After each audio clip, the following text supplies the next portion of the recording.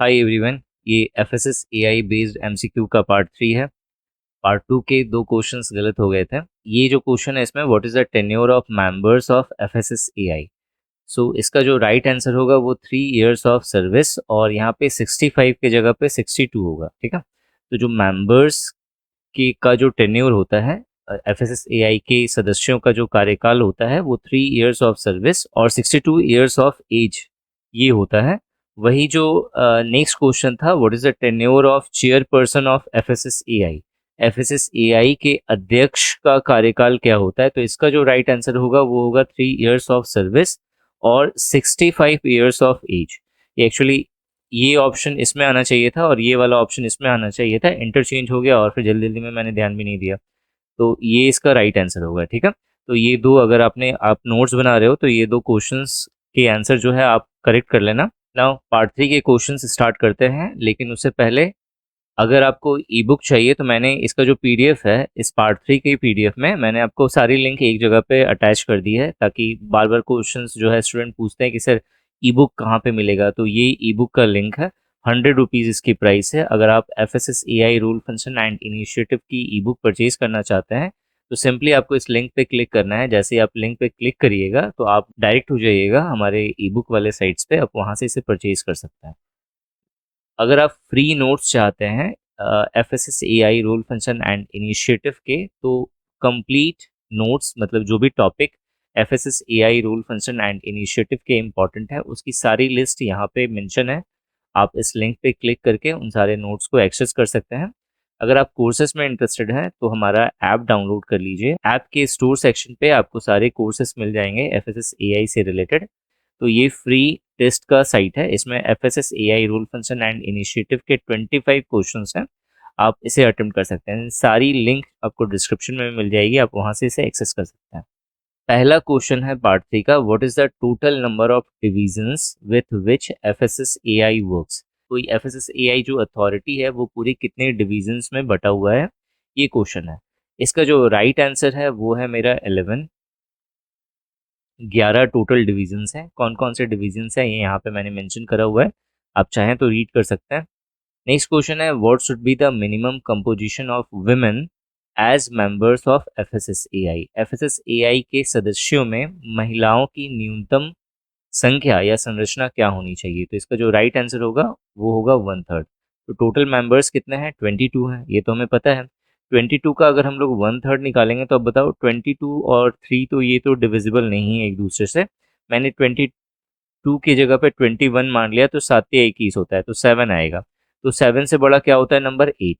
तो जो न्यूनतम महिलाओं की संख्या होनी चाहिए F S S A I के मेंबर्स के रूप में, वो कितने होने चाहिए, 8। मतलब मिनिमम 8 विमेंस होनी चाहिए as a member of F S S A I. Now next question है, which body acts as an interface between the central and the state authority. कह रहा है कि कौन सी बॉडी एक इंटरफेस के जैसे काम करती है सेंट्रल और स्टेट अथॉरिटी के बीच में। तो इसका जो राइट आंसर है वो है मेरा central advisory committee. Next question है, द सीईओ। नेक्स्ट क्वेश्चन है, the CEO of F S S A I is. F S S A I के सीईओ जो हैं वो क्या है। पहला ऑप्शन है equivalent to the rank of additional secretary to the government of India. दूसरा ऑप्शन है equivalent to the rank of secretary to the government of India. तीसरा है equivalent to the rank of deputy secretary to the government of India. और D है independent authority. Actually ये question हमें ये कह रहा है कि जो F S S A I के चीफ एग्जीक्यूटिव ऑफिसर हैं उनका एक्चुअल पावर जो है वो किसके इक्विवेलेंट होता है। इसका जो राइट आंसर है वो है option A. F S S A I के सीईओ का पावर जो है वो additional secretary government of India के जो पावर्स होगा, उनका जो रैंक होगा उसके इक्विवेलेंट होता है। नेक्स्ट क्वेश्चन है, the executive head of F S S A I. F S S A I का एग्जीक्यूटिव हेड कौन होता है, तो सीईओ, चीफ एग्जीक्यूटिव ऑफिसर ही F S S A I का एग्जीक्यूटिव हेड होता है। नेक्स्ट क्वेश्चन है, commissioners of food safety do not represent. जो एफएसएस जो फूड सेफ्टी अथॉरिटीज़ हैं उनके जो कमिश्नर्स हैं वो क्या रिप्रेजेंट नहीं करते हैं। तो इसका जो राइट आंसर होगा वो होगा साइंटिफिक कमिटी। साइंटिफिक कमिटी का जो मेंबर्स होते हैं उनमें जो है कमिश्नर्स ऑफ फूड सेफ्टी नहीं आता है। बाकी सेंट्रल एडवाइजरी कमेटी में कमिश्नर्स को लिया जाता है, काउंट करा जाता है। स्टेट फूड सेफ्टी अथॉरिटी में कमिश्नर्स को काउंट किया जाता है। नेक्स्ट क्वेश्चन है total number of scientific panels under FSSAI is. इसका जो राइट आंसर है वो है 19। अब इसमें बहुत सारे स्टूडेंट को ये कंफ्यूजन होगा, कुछ कहेंगे 17 होता है, कुछ कहेंगे 19 होता है, कुछ कहेंगे 21 होता है। 17 ये बहुत पहले था, स्टार्टिंग में था, अब 17 नहीं है, अब 19 है। बहुत सारे स्टूडेंट्स के लिए 21 होगा, तो 21 सही है, लेकिन 21 में जो दो हैं वो टेम्पररी हैं। जो 2023 में, जिसका आई थिंक 2023 या 2022 दिसंबर में इनका जो टाइम पीरियड है वो ओवर हो जाएगा, उसके बाद वो FSSAI के लिए वैलिड नहीं होंगे। तो टोटल एक्चुअल जो नंबर है साइंटिफिक पैनल्स का वो 19 है। नेक्स्ट क्वेश्चन है the head of state food safety authority is. जो स्टेट फूड सेफ्टी अथॉरिटी होता है उसका हेड कौन होता है? तो इसका जो राइट आंसर है वो है कमिश्नर। नेक्स्ट क्वेश्चन है who collect food samples from abuse. अब अगेन ये थोड़ा सा डाउट वाला क्वेश्चन होता है। फूड सैंपल कलेक्ट करने का काम जो है दो लोगों का होता है, एक होता है मेरा फूड सेफ्टी ऑफिसर का और दूसरा होता है फूड एनालिस्ट का। लेकिन जो फूड एनालिस्ट होता है वो food sample food safety officer से कलेक्ट करता है और लैब में भेजता है, जबकि जो फूड सेफ्टी ऑफिसर्स हैं वो एफबीओज में जाकर के फूड सैंपल को कलेक्ट करते हैं।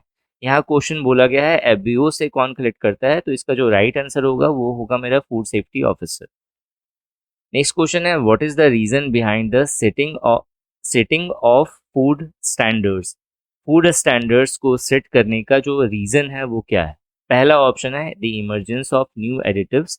नई नई चीज़ें, नए नए तरह के एडिटिव्स मार्केट में आ रहे हैं, जिसके कारण जो है फूड स्टैंडर्ड्स को क्या करा गया है, बनाया जा रहा है, चेंज किया जाता है बार बार।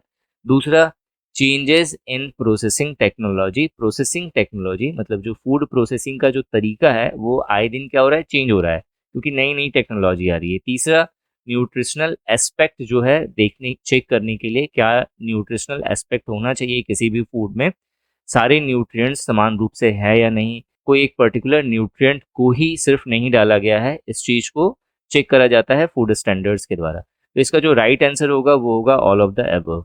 सो ये टोटल 10 क्वेश्चंस थे। FSSAI एग्जाम 2021 के प्रिपरेशन के लिए आप निशांति एकेडमी ऐप जरूर विजिट करिए, यहाँ पे एग्जाम ओरिएंटेड कोर्सेज अवेलेबल हैं।